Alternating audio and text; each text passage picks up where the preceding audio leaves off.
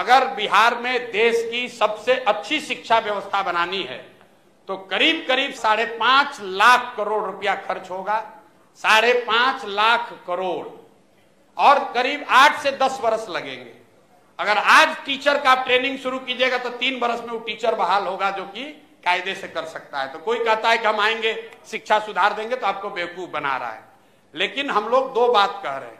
एक, जो Scandinavian country हैं, फिनलैंड, स्वीडन, डेनमार्क, इन कंट्रीज में जाकर देखिए, वहां दुनिया में सबसे अच्छी शिक्षा की व्यवस्था है। अमेरिका इंग्लैंड में नहीं है। सबसे अच्छी शिक्षा की, प्राइमरी शिक्षा की ये व्यवस्था स्कैंडिनेवियन कंट्रीज में है, फिनलैंड में, स्वीडन में, डेनमार्क में।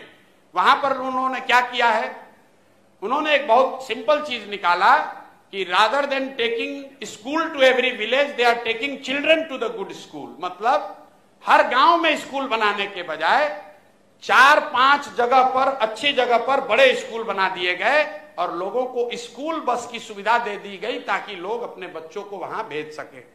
बिहार में इसका जब मैंने अध्ययन कराया तो ये पाया कि प्रखंड के स्तर पर अगर 5 स्ट्रेटेजिक लोकेशंस पर अच्छे विद्यालय बना दिए जाए और स्कूल बस की सुविधा दे दी जाए तो औसतन 8 से 9 किलोमीटर मैक्सिमम बस की दूरी होगी, जिस पर कि बच्चों को चलकर आना पड़ेगा। 20 से 30 मिनट से ज्यादा समय उसको नहीं लगेगा। तो बिहार में पहली चीज हम लोग ये करेंगे कि हर प्रखंड में कम से कम एक विद्यालय जो अभी है उसको अपग्रेड करके नेतरहाट के स्तर का विद्यालय उसको बनाया जाए। ये एक विद्यालय क्यों?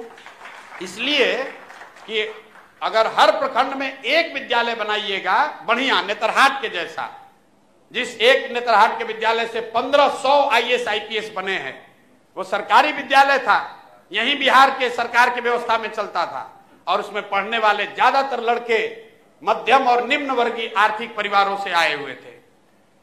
वैसा अगर स्कूल बनाना है तो करीब करीब 15 से 17 हजार करोड़ रुपया खर्च होगा हर साल। इससे ज्यादा पैसा है नहीं बिहार के पास।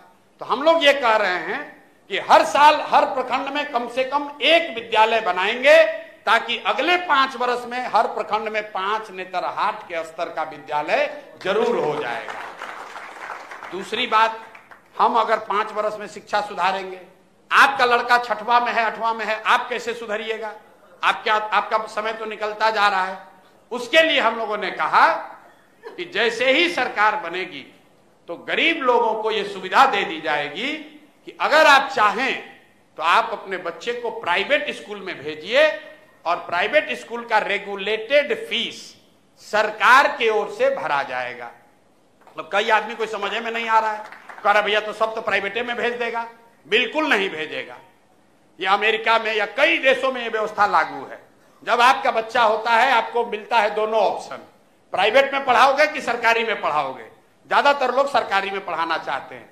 आपसे अभी पूछेंगे कि आपका लड़का साइंस कॉलेज में पढ़ेगा कि पटना में प्राइवेट कॉलेज में पढ़ेगा, आप कहिएगा भैया साइंस कॉलेज में नाम लिखवा दीजिए। आपसे पूछेंगे कि PMCH से मेडिकल करना है कि रमैया से करना है, आप कहे भैया PMCH में हो जाए तो रमैया क्या करने जाएगा। क्यों? क्योंकि सरकारी जो मेडिकल कॉलेज है, साइंस कॉलेज है, वो किसी प्राइवेट कॉलेज से उसका स्तर ऊपर है। तो ये सच्चाई नहीं है कि अगर आपको ऑप्शन मिल जाए तो सब आदमी प्राइवेट में जाएगा।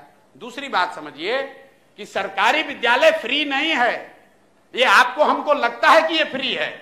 सरकारी विद्यालय को चलाने में सरकार खर्च कर रही है 60,000 करोड़ रुपया।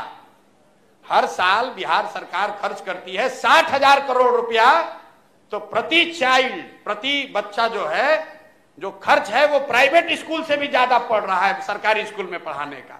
क्योंकि सरकारी स्कूल में मास्टर का कितना है दरमाहा? 45,000, 60,000, 80,000। वही आदमी जब प्राइवेट में पढ़ा रहा है तो 8,000 में काम कर रहा है। तो अगर ये बैलेंस बना दिया जाए कि सरकारी विद्यालय का स्तर धीरे धीरे सुधारा जाए तो कम पैसे में लोगों को यह सुविधा दी जा सकती है कि भाई तुम प्राइवेट में पढ़ाओ लेकिन पढ़ाओ। तो उससे लोग अपने बच्चों को पढ़ाएंगे।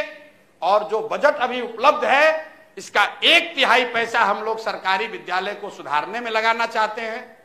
1/3 पैसा प्राइवेट स्कूल में जो अपना बच्चा को डालेगा उसका फीस भरने के लिए देना चाहते हैं। और जो बकिया बन जाएगा वो मेंटेनेंस में, अभी जो चल रहा है खिचड़ी वाला स्कूल, उसको 2-4 साल चलाना ढोना पड़ेगा, उसके लिए रखेंगे।